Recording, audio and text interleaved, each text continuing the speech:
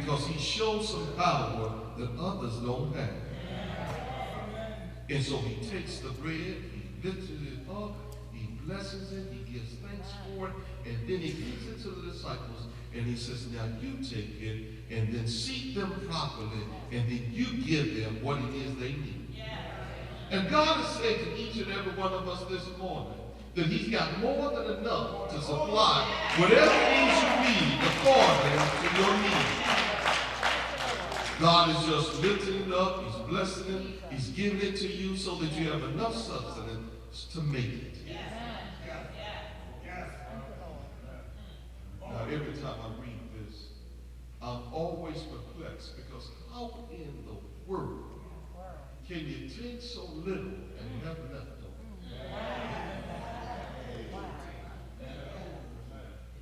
Now I remember when Granny used to fix a pot of beans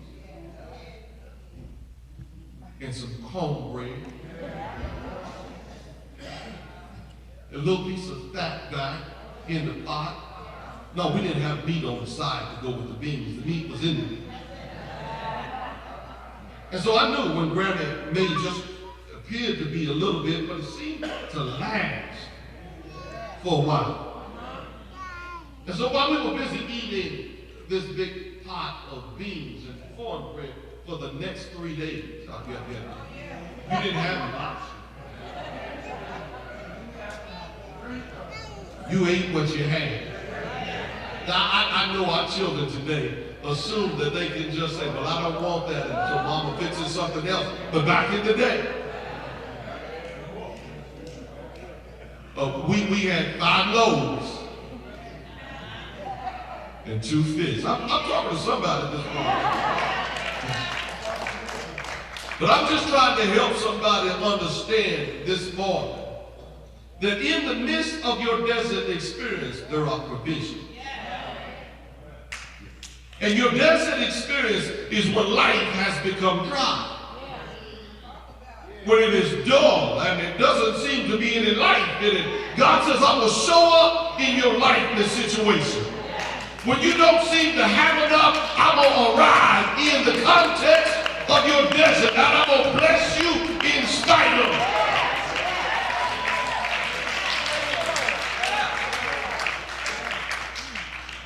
I got to shut it down. But before I shut it down, I was reading a little story earlier in the week. And the story suggested that there was this lady who was finishing up her degree. She was finishing up her thesis and trying her best to get finished with it.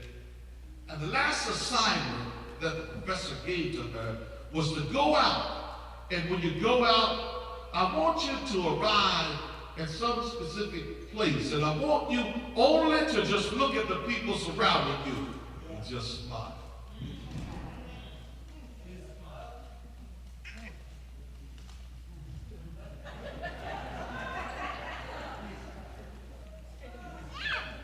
Now, sometimes people will look at you like you're crazy when you just show up.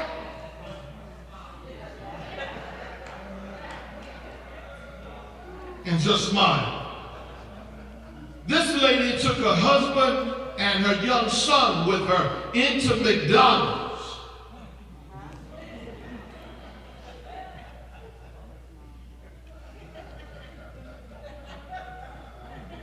Just smile.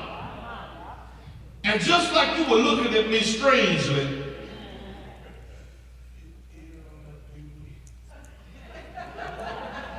for me looking at you smiling, they were looking at her strangely because she came into McDonald's and began smiling at people she didn't know. And while standing there in line, someone comes in behind her. She couldn't help but notice that everybody that was once around her had backed away. Because the 2 people behind her had an order on them that caused others to back over. She's still standing.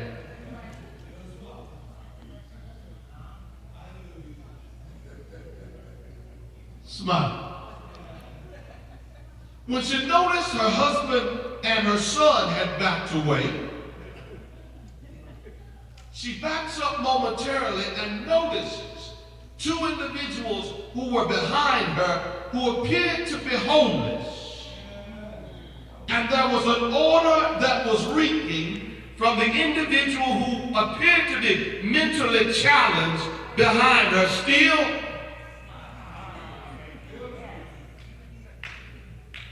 she's smiling and looking at the folk around her.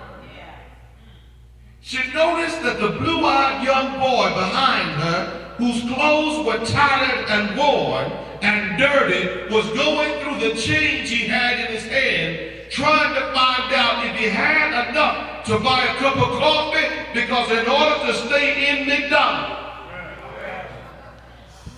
you gotta have enough money to buy at least something in order to stay inside of the place. The lady is still just standing there.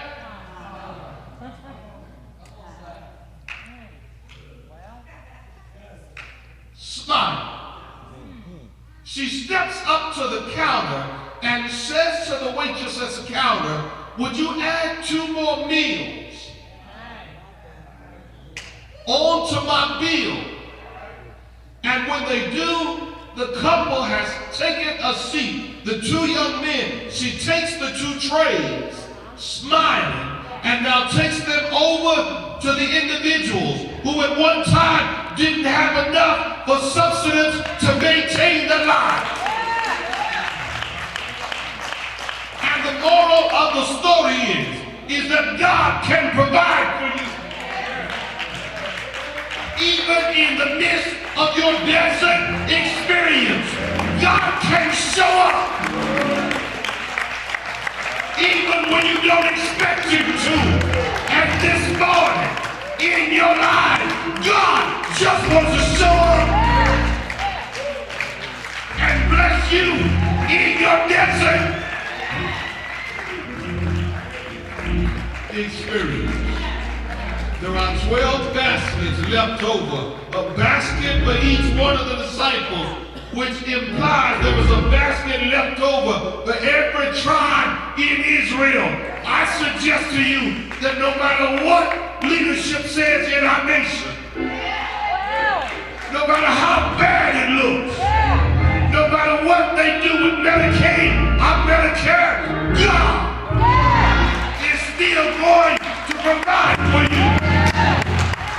No matter what they decide to do in the federal government, God is going to provide in your desert experience. Bless you. Real